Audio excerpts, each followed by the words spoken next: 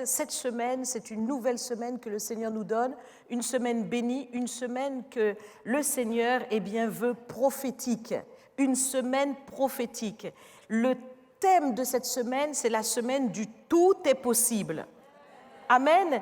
Et je le dis, c'est une semaine prophétique, c'est-à-dire que le Seigneur te donne un thème, non pas simplement pour que tu l'observes, que tu médites, mais il faut que tu rentres dans ce tout est possible. Tout est possible pour toi. Et le Seigneur veut que tu puisses te positionner, que ça soit pour ta percée, que ça soit pour ta bénédiction, pour ton exaucement, pour ton avancée, pour ton miracle. Positionne-toi tout au long de cette semaine. Il y a une dispensation particulière que le Seigneur donne à tout le ministère, à tout membre. Donc rentre dans cette semaine comme quelqu'un qui réalise que le Seigneur ouvre quelque chose de spécial pour toi. C'est une semaine où l'intervention du Seigneur doit se manifester pour toi. Et donc, cette semaine, nous ne la prenons pas à la légère, évidemment, comme chaque semaine d'ailleurs, mais nous voulons véritablement rentrer dans cette semaine avec un message que nous allons partager ensemble. Et si vous le voulez bien, nous allons prier pour préparer ce moment. Seigneur notre Dieu, nous te disons merci pour ton esprit qui est au milieu de nous. Ton esprit qui nous donne véritablement, Seigneur, d'avoir cette connaissance, cette révélation de ta personne. Seigneur, c'est toi qui nous conduis dans toute la vérité. Et lorsque, Seigneur, tu nous conduis, nous sommes émerveillés, Seigneur, de la révélation que tu nous donnes de ton royaume. Et nous voulons saisir ces choses pour être enrichis, Seigneur, pour véritablement expérimenter ta bonté et ta fidélité. Nous te disons merci, Seigneur. Ton esprit est dans ce lieu. Ton esprit est disponible. Vois chaque cœur, chaque homme, chaque femme dans ce lieu, chaque personne dans ce lieu, Seigneur, qui attend quelque chose de toi. Et dans ce moment, Seigneur, ô Éternel, je prie que chacun soit comme Marie à tes pieds pour recevoir la bonne part qui ne sera jamais ôtée. Seigneur, que ton esprit soit libre de nous parler ce matin et que nos cœurs puissent répondre à ta volonté, Seigneur. Nous te disons merci, Père, dans le nom de Jésus, et nous disons ensemble Amen. Amen. Donc nous disons que c'est une semaine du tout est possible, une semaine prophétique. Et cette semaine elle sera tout est possible pour toi parce qu'il y a un si que tu vas mettre en œuvre. C'est-à-dire le fait de faire ta part. Oui, tout est possible. Mais ta part doit contribuer à le tout est possible de Dieu. Le Seigneur dit, tout est possible à celui qui croit. Dans Marc chapitre 9, verset 23. Donc ta part, c'est de croire. Ta part, c'est de saisir. Ta part, c'est de prendre. Ta part, c'est de comprendre que le Seigneur est disposé pour toi. Tu dois le réaliser. Quand le Seigneur parle dans Marc, au chapitre 9, verset 23, et qu'il dit « Tout est possible à celui qui croit », il s'adresse à un homme qui vient présenter son fils au Seigneur.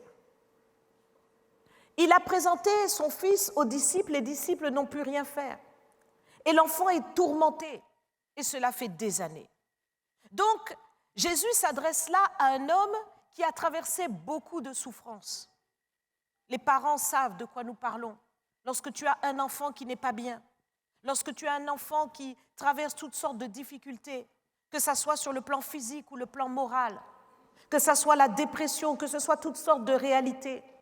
Mais là, cet enfant était malade. Il y avait un démon qui tourmentait cet enfant et qui voulait le jeter dans le feu, dans l'eau, à tout moment. Il le jetait par terre et cet enfant écumait.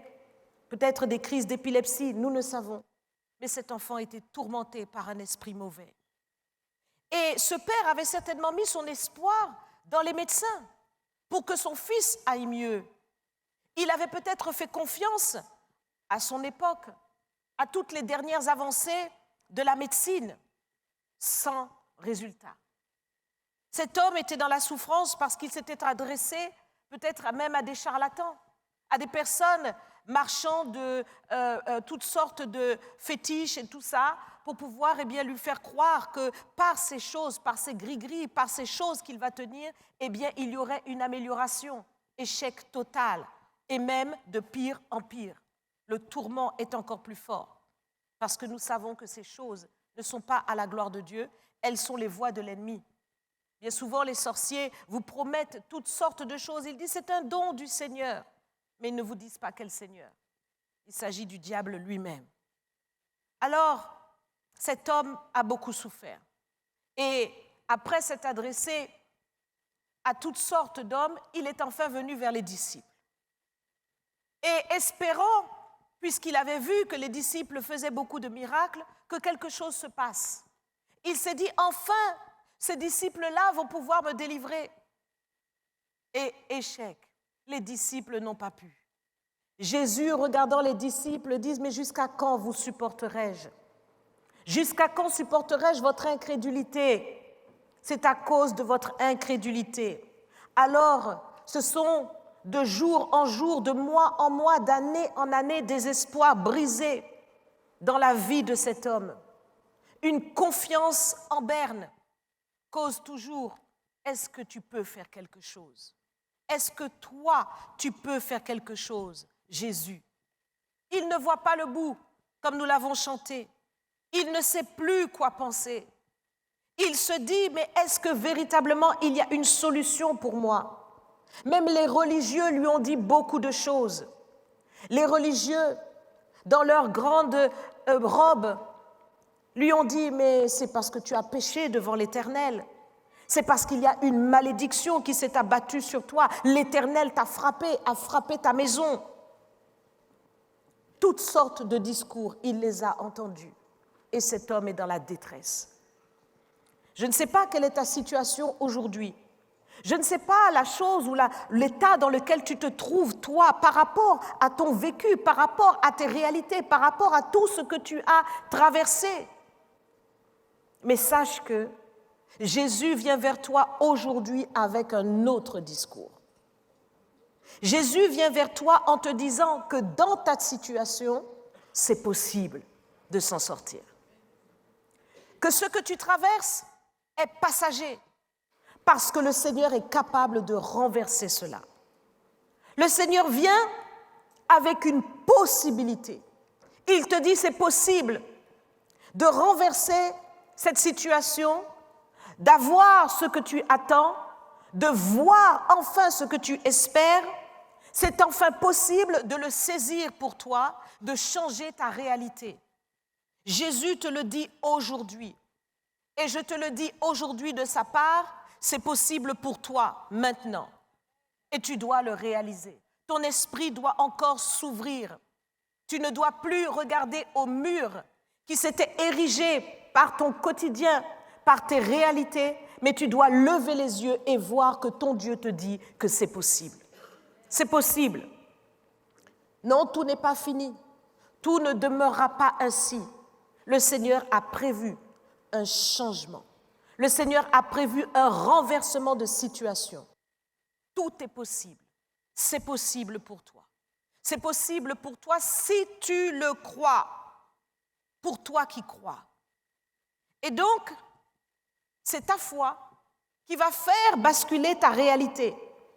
C'est ta foi qui va changer la situation dans laquelle tu te trouves. Jésus te dit que c'est possible. La possibilité est en lui, mais il a besoin que tu lui donnes ta foi.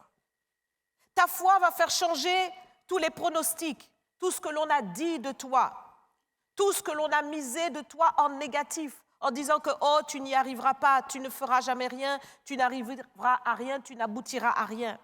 Ta foi est capable de changer tous les diagnostics, tout ce que l'on a déclaré sur toi, tout ce que, humainement parlant, tout ce dans quoi on t'a confiné, c'est possible. Et tu dois pouvoir te voir dans cette possibilité-là. Est-ce que tu peux réaliser que lorsque Jésus parle à cet homme et qu'il lui dit « tout est possible à celui qui croit », il veut ouvrir une part importante de son cœur, c'est l'imagination. Il y a quelque chose en toi qui s'appelle l'imaginaire, qui ne doit pas être dévié dans les Hollywood, dans les Marvel et dans toutes sortes de choses. Mais ton imaginaire doit se concentrer sur la gloire de Dieu pour réaliser le tout est possible que Dieu met devant toi. Dieu veut que tu imagines ton avenir selon son plan, car je connais les projets que j'ai formés sur vous, projets de paix et non de malheur, afin de vous donner un avenir et de l'espérance. Le Seigneur veut utiliser ton imaginaire pour ouvrir justement le champ des possibles dans ton esprit, que tu réalises que cela est possible. Regardez comment le Seigneur fait. Il voit qu'Abraham est dans une situation avec sa femme où ils ne peuvent pas avoir d'enfants. Et il dit, Abraham, va dehors et regarde les étoiles.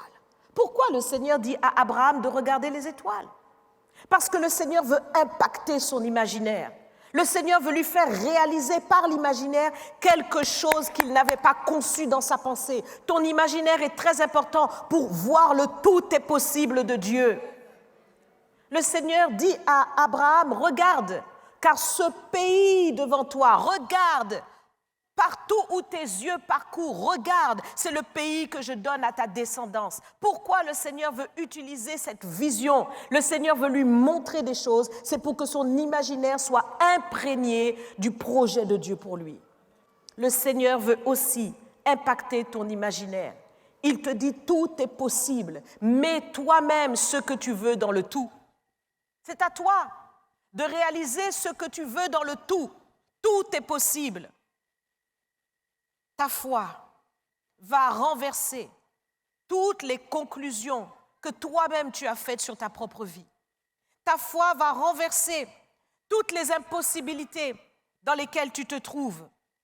Quelle puissance que ta foi, quelle opportunité que ta foi, quelle issue que ta foi, quelle solution que ta foi, quelle porte ouverte dans l'épreuve, ta foi. Ta foi est merveilleuse.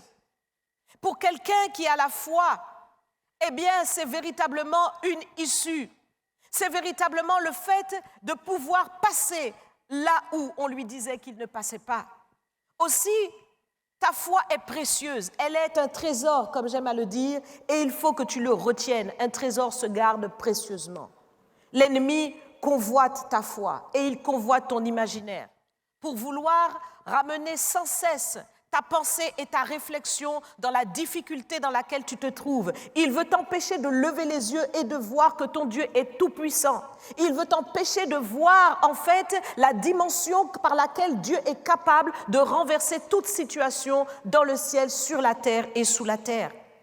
Oui, alors il faut précieusement garder ta foi afin qu'elle soit véritablement une foi. Une foi non pas celle de ton voisin, même pas celle de ton pasteur, mais ta propre foi. Parce que Jésus, à chaque fois qu'il rencontrait quelqu'un, ne disait pas « Eh bien, la foi que j'ai eue pour toi t'a guéri ou t'a sauvé. La foi que j'ai eue pour toi t'a délivré, t'a béni. » Non, Jésus disait « Ta foi t'a sauvé, ta foi t'a guéri. » Toi-même, tu dois réaliser que tu dois maintenant investir, miser, te concentrer sur ta foi. Elle a le pouvoir de renverser tes situations. Ne te laisse plus impacter par les choses extérieures, mais concentre-toi sur la solution. La solution est dans ta foi.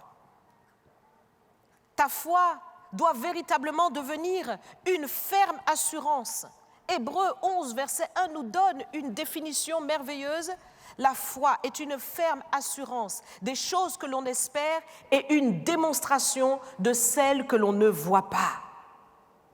Donc, dans ce verset, il y a deux parties. Premièrement, une ferme assurance et deuxièmement, une démonstration. Elle devient une démonstration en étant une ferme assurance. C'est parce qu'elle est une ferme assurance que la démonstration vient. C'est parce que tu te positionnes dans une foi ferme que la démonstration se produit.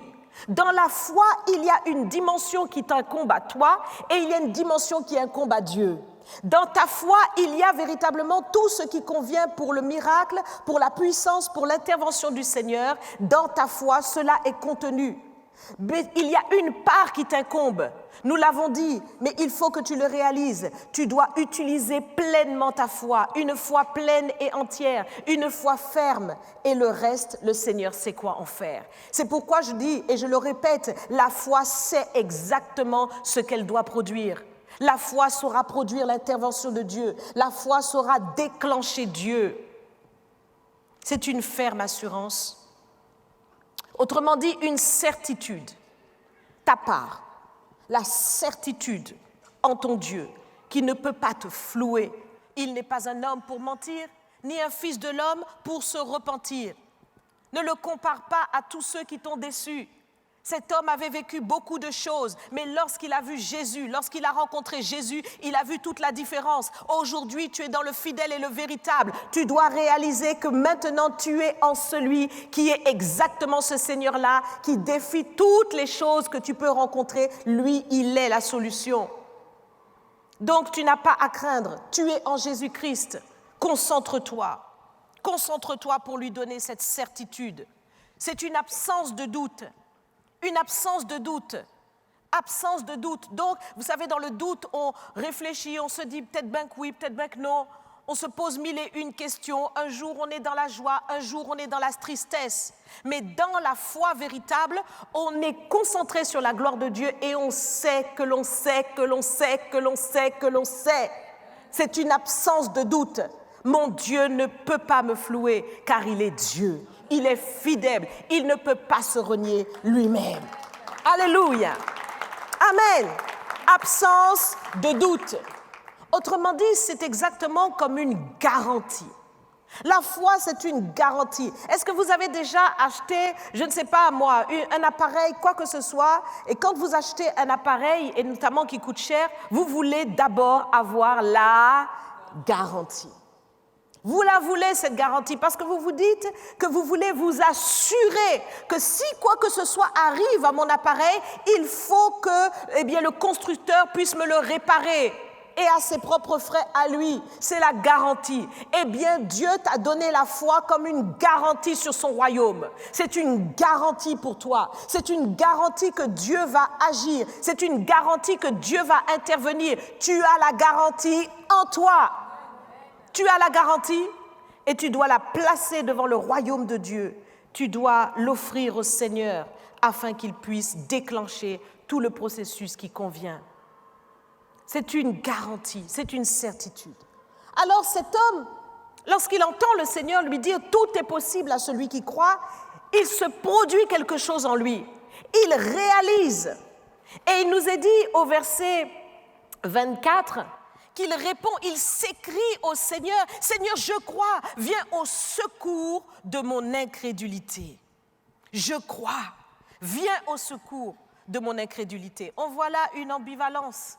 Il croit, mais il y a encore de l'incrédulité. Et il réalise au-dedans de lui que malgré la foi qu'il a, il manque encore une ferme assurance pour pouvoir déclencher les choses. Mais cet homme a compris que le Seigneur Jésus lui a dit « Tout est possible aujourd'hui pour toi qui crois, tout est possible ». Il a réalisé cela et il ne voulait pas rater le coche. Il voulait saisir cette délivrance. Il a compris que ça ne dépendait pas de Jésus, mais que ça dépendait de lui-même. Amen. J'aimerais que tu réalises aujourd'hui que ce que tu espères, ce que tu attends, ce que tu veux était déjà donné par l'amour et la bonté de ton Seigneur et de ton Sauveur. Quelle que soit la chose que tu espères, Dieu ton Dieu est un Dieu bon et miséricordieux. Il est fidèle et il est généreux. Il fait lever son soleil sur les bons comme sur les méchants. Il donne généreusement et il ne se répand ni de ses dons ni de ses appels. Ton Dieu est avec toi et si ton Dieu est pour toi, qui sera contre toi? Amen. Amen. Donc le Seigneur veut le faire. Il veut le faire. Mais cela dépend de toi. C'est pourquoi Jésus lui disait, est-ce que je peux? Mais le problème n'est pas sur moi. Tu me dis, si tu peux, mais est-ce que tu sais à qui tu t'adresses? Est-ce que tu sais que je suis le roi des rois? Est-ce que tu sais que je suis le Seigneur des seigneurs? Est-ce que tu sais qu'il n'y a rien qui résiste à ma volonté? Est-ce que tu sais que si je dis un mot, cela s'accomplit? Est-ce que tu le sais? Aujourd'hui, je te le dis de la part du Seigneur. Est-ce que tu le sais? Amen. Donc, si tu le sais, tu dois comprendre que maintenant, c'est ta part que tu dois donner. Tout est possible à celui qui croit. Alors, cet homme a compris, il a réalisé et il crie au Seigneur, « Je crois, Seigneur, mais viens au secours de mon incrédulité. » Oui, il supplie le Seigneur de soutenir sa foi. Oui, et j'aimerais que tu réalises que le Seigneur n'a pas dit quoi que ce soit à cet homme quand Jésus a entendu cet homme s'écrier, Je crois, Seigneur, viens au secours de mon incrédulité. Alors le Seigneur s'est exécuté. Immédiatement, il a ordonné la délivrance sur cet enfant. J'aimerais que tu comprennes que si tu donnes au Seigneur un peu de foi, juste un peu de foi, comme un grain de sénévé, et que tu demandes au Seigneur de soutenir ta foi, alors le Seigneur saura accomplir ce que tu attends. Et il faut non seulement que tu donnes au Seigneur ce peu de foi que tu as, mais que tu acceptes le soutien de ta foi, comme cet homme. Il dit, viens au secours de mon incrédulité. Il est honnête, il réalise qu'en lui, il y a encore quelque chose à mettre en place pour que la foi soit ferme et entière. Eh bien, toi aussi, tu dois accepter le soutien de ta foi. Parce que le Seigneur soutient ta foi. Et parfois, tu méprises le soutien de ta foi. Alors, je veux ramener à ton esprit le songe que tu as fait, la prophétie que tu as entendue, la parole que tu as reçue, toutes les choses que Dieu a dites sur toi, tout ce que Dieu veut de toi, tout ce qu'il t'a révélé dans le secret, toutes les visions qu'il t'a données pour que tu acceptes le soutien de ta foi. Dieu t'a dit ces choses pour nourrir ta foi. Dieu t'a dit ces choses pour véritablement raffermir ta foi, pour faire en sorte que ta foi devienne cette ferme assurance. Et tu dois accepter ce soutien. Il y a des personnes qui ne comprennent pas les songes et les visions qu'ils font. J'ai déjà eu l'occasion, en entretien, de parler avec des personnes qui me disent « mais je vois telle chose, je ne comprends pas pourquoi c'est toujours dans les songes que je le vois.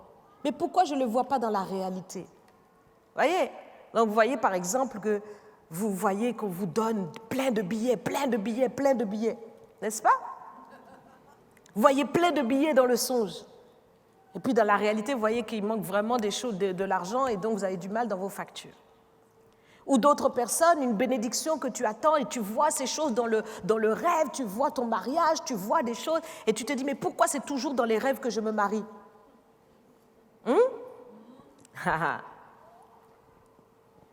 Et parfois, donc, cet attristement vient parce que tu ne comprends pas ce que Dieu fait.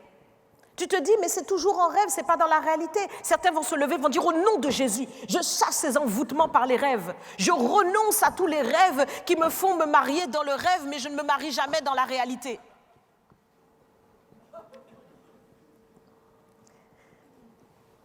Non, ton rêve que tu as reçu est un songe. Et ce n'est pas une chimère, ce n'est pas un mirage, mais c'est le soutien de ta foi que Dieu te donne pour que tu puisses lui donner une foi pleine et entière, pour que ta foi puisse grandir, pour que tu puisses ouvrir ton imaginaire, pour que tu puisses le voir, parce que si tu peux le voir, tu peux le saisir. Ce que tu vois, tu peux commencer maintenant à te projeter dedans et à réaliser que c'est pour toi. Amen. Et donc le Seigneur nourrit ta foi. Le Seigneur ne peut pas agir sans ta foi, parce qu'il a ordonné cela, il a ordonné le mystère de la foi. C'est la foi qui déclenche Dieu. Dieu a besoin de la foi. Je dis que la foi est le déclencheur de Dieu. La foi, c'est ce que le Seigneur nous dit quand il nous dit qu'il est le consommateur de notre foi. Ça veut dire qu'il s'en nourrit, et c'est par la foi que tu lui donnes qu'il exprime maintenant sa manifestation. Et donc, désormais, ne sois plus en lutte avec ton Dieu, avec les choses qu'il te dit. Au contraire, dis-lui, montre-moi, Seigneur. Dis-lui, parle-moi, Seigneur, parce qu'il va nourrir ta foi, il va la rendre, parce que c'est lui qui la perfectionne, voyez-vous, il la mène à la perfection selon ce que Hébreu nous enseigne. Oui, le Seigneur mène ta foi à la perfection par ses songes, par ses visions qu'il te donne, et il faut que tu acceptes le soutien de ta foi. Certains ont des problèmes de maladie, et le Seigneur te montre que tu es guéri. Tu vois dans le songe que tu es guéri. Et quand tu te réveilles, tu te dis, mais je ne comprends pas, j'ai toujours les symptômes. Non, la foi est au-dessus du symptôme que tu ressens. La foi est au-dessus de ce symptôme, mon ami. La foi n'obéit pas à cette dimension terrestre. Elle est au-dessus, elle est supérieure, elle domine ces choses et elle est capable d'écraser ces choses. Il faut tout simplement qu'elle devienne ferme, qu'elle devienne assurée. Accepte donc le processus du soutien de ta foi. Parce que lorsque maintenant ta foi est soutenue, alors ta foi devient ferme et assurée. Et Jésus peut intervenir. Il faut que tu t'appuies sur ce soutien pour avoir une ferme assurance intérieure, pour que ta foi devienne vraiment une confiance inébranlable, une garantie immuable. Il faut véritablement que tu t'appuies sur le songe que tu as vu. Si le Seigneur t'a montré que tu avais de l'argent, alors crois simplement que cet argent est pour toi. Réalise-le, positionne-toi, fais foi dans le Seigneur et tu verras comment il va ouvrir le chemin de ta vie. Il va donner les promotions, il va donner les contrats, il va élever ta vie au-delà de tes pensées. Parce que maintenant ta foi est devenue une ferme assurance. Quelle que soit la limitation, le blocage, quel que soit ce que les hommes peuvent vouloir déclarer ou dire sur toi, mais appuie-toi sur le songe que tu as fait, appuie-toi, le Seigneur est capable de te faire sortir de la situation dans laquelle tu te trouves. Amen. C'est le soutien de ta foi qui va t'emmener dans une absence totale de doute, qui va mettre dans ton cœur une certitude intérieure qui pourra déclencher l'intervention de ton Dieu en ta faveur. Alors, nous pouvons réaliser que parfois, nous sommes comme des personnes qui sommes à contretemps. Voyez, quand vous dansez avec votre mari, avec votre femme, j'espère que c'est bien avec votre mari et votre femme, entre parenthèses, quand vous dansez, il faut être au même rythme. Il ne faut pas vouloir... Il ne faut pas vouloir devancer l'autre parce que sinon, ça ne marche pas. Il faut être dans le même rythme. Et quand Jésus te donne un songe, une vision, ne te lève pas dans la confusion. Oh oh! Ne te lève pas dans la confusion. Le Seigneur t'a donné un songe, une vision. C'est pour t'apprendre à danser au même rythme que lui. Lorsqu'il te montre ces choses, réjouis-toi d'avance. Fais confiance au Seigneur. Ne laisse pas la frustration venir tout gâcher. Ne laisse pas l'ennemi et la façon dont tu orientes tes pensées empêcher à Dieu de soutenir ta foi. Le Seigneur vient, il parle, il souffle, il envoie son ange qui souffle à ton oreille la nuit, le matin, pour pouvoir soutenir ta foi, parce qu'il veut que ta foi soit ferme. Il te montre un horizon nouveau. Il te dit qu'il y a des choses nouvelles pour toi. Tu as traversé beaucoup de difficultés, mais demain ne sera pas comme hier. Le Seigneur veut te le dire, il te le montre, il te montre les choses et toi, tu veux rester dans hier. Non, avance vers demain. Amen. Avance vers demain. Ton Dieu est fidèle. Ton Dieu est fidèle.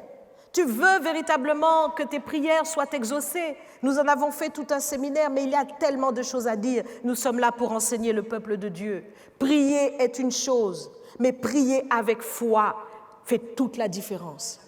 Et c'est important pour toi de mettre maintenant ta confiance dans tout ce que Dieu fait pour rendre ta foi efficace. Le Seigneur veut véritablement que cette foi ferme, cette foi assurée, déclenche le tout est possible pour toi. Et donc, si tu rentres dans ces choses cette semaine, si tu réalises qu'il y a une dispensation spéciale cette semaine pour que tout soit possible pour toi, pour que ta délivrance soit possible, pour que les choses que tu demandes à Dieu soient possibles, eh bien, sache que c'est toi qui vas en bénéficier cette semaine et tu viendras avec des témoignages. Tu nous diras tout ce que Dieu a fait pour toi. Amen. Nous voulons rentrer dans ces choses. Vous qui êtes à la maison, nous vous disons vraiment rentrez dans ces choses. Notre Dieu est bon et notre Dieu est véritable. Et nous allons nous lever pour invoquer le nom du Seigneur afin de demander au Seigneur, soutiens ma foi, Seigneur. Amen. J'espère que vous avez appris quelque chose ce matin. Alléluia. Et nous voulons, invoquer le Seigneur de tout notre cœur. Alors répétez ces quelques paroles après moi. Seigneur Jésus, j'ai entendu ta parole et j'ai compris que tu es véritablement celui qui ouvre le champ des possibles pour moi. Tu dis que tout est possible à celui qui croit. Alors aujourd'hui, Je veux te parler comme cet homme. Viens au secours de mon incrédulité.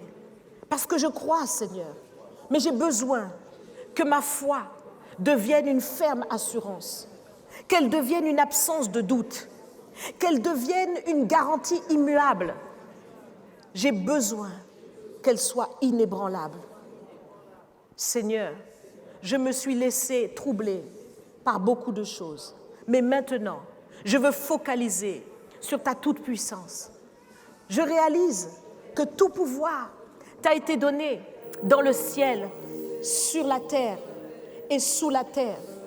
Je réalise que tu es celui qui fait au-delà de tout ce que je peux penser ou demander. Et c'est pourquoi, Seigneur, je te demande de soutenir ma foi. Au nom de Jésus-Christ de Nazareth, je viens vers toi et je te demande de m'aider à accepter le processus de ce soutien dans les songes, dans les visions, dans les communications que tu me fais. J'accepte tout ce que tu me dis pour pouvoir rentrer dans cette foi ferme et te donner enfin de déclencher tes bénédictions et tes percées dans ma vie. Seigneur, je réalise que c'est moi-même qui ai limité ton intervention, mais désormais, ce ne sera plus jamais le cas. Je te donne ma foi et je te dis merci Seigneur, au nom de Jésus. Amen. Acclame-le de tout ton cœur. Acclame-le Seigneur.